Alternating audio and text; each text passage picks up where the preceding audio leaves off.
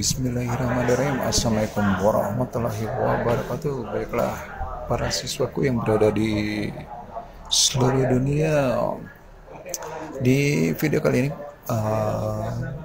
Roger Bioscience akan menjelaskan tentang proses pertemuan antara sel telur dengan spermatozoa yang terjadi di tuba falopi.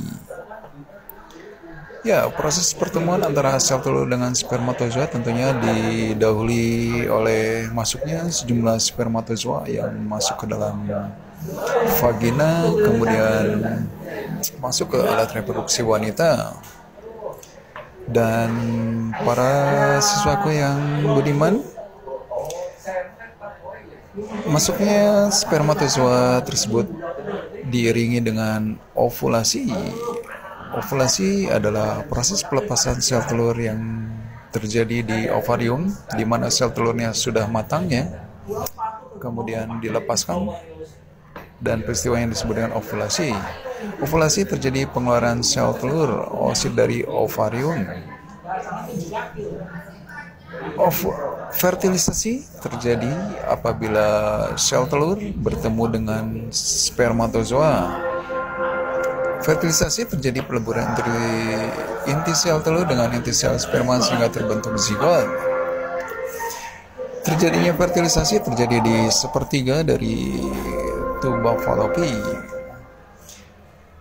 Sel telur yang sudah dibuahi oleh spermatozoa sekarang bernamanya sudah bukan ovum lagi, tapi bernama zigot.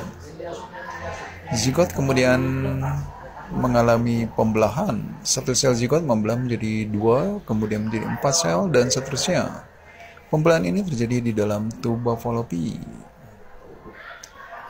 Kemudian pembelahan lanjutan, zigot terus membelah sehingga terbentuk sekumpulan sel seperti buah anggur yang disebut dengan morula.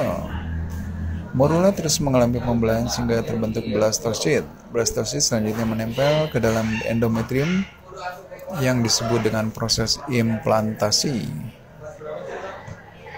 Blastosit mengalami implantasi. Yang disebut dengan implantasi adalah terbenamnya dari morula ini ya ke dalam dinding dari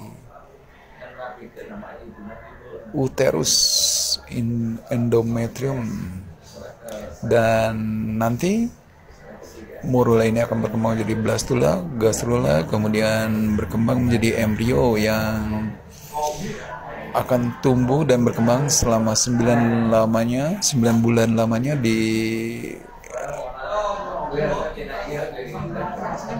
uterus atau rahim. Oke, demikian, mudah-mudahan bisa diterima oleh kalian semua ya.